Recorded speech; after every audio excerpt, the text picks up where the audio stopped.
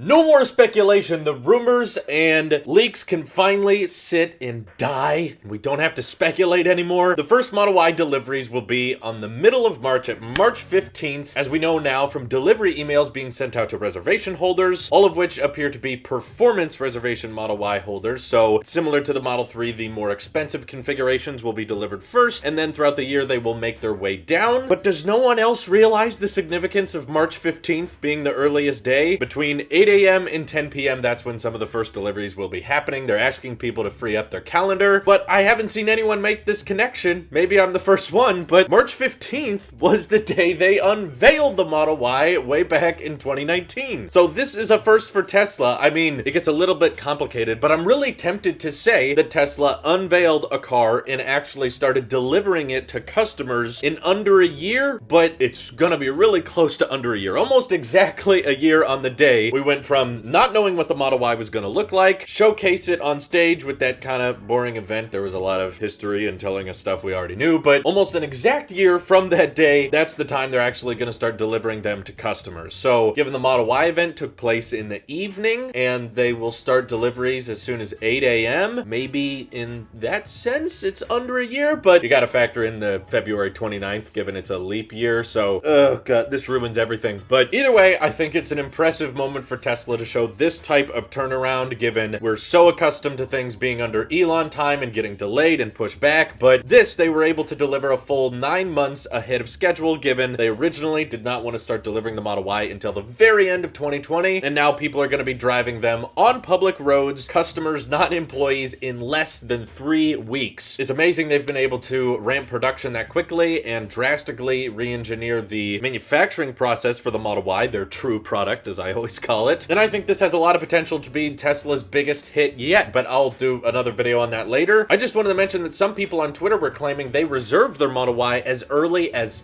this month, and they're already getting this email to be ready for deliveries, which has a lot of people thinking. Could it be that Tesla has just ramped production so substantially that they're able to keep up with all of the reservations on like day one? Or could it be that the Model Y had a substantially low number of reservations in the first place, so there simply wasn't really that much back order, and that means that a lot of people reserving the Model Y right now could get theirs in less than a couple months if you end up going for those higher tier options. But honestly, I think the answer is a little bit of both. I think that the reservations for the Model Y were likely much lower than that of the Cybertruck or the Model 3, because back when the Model 3 was originally unveiled, the reservation cost $1,000, and I also think that the Model 3 was kind of a bigger deal because there had never been a Tesla that was promised to be that incredibly cheap, given before the Model 3 we just had the Model S and X. So once they unveiled the Model 3 and said, hey, this is starting at $35,000, there was likely a lot more hype and demand for that, given it was the first like mass market Tesla that was intentionally designed for high volume, whereas Model Y, probably underwhelming for a lot of people. You know, it's a super impressive car, mostly on the inside, and what it'll do to the industry I think is going to be groundbreaking, but from just a unveilings perspective, it's not that amazing. We've already had Teslas in this price range before. We've also already had Tesla SUVs before, so given it's not completely breaking into a new category, it's just kind of overlapping in several, that's likely why there weren't a ton of reservations over the past year. So another big reason I think that there probably weren't as many Model Y reservations as traditional Tesla launches is because from day one of March 15th in 2019, reservations for the Model Y were $2,500, which is $1,500 more than the original Model 3 reservation. And also keep in mind, the time between the Model 3 unveiling and the first Model 3s being delivered, that was a lot longer than a year, whereas the Model Y just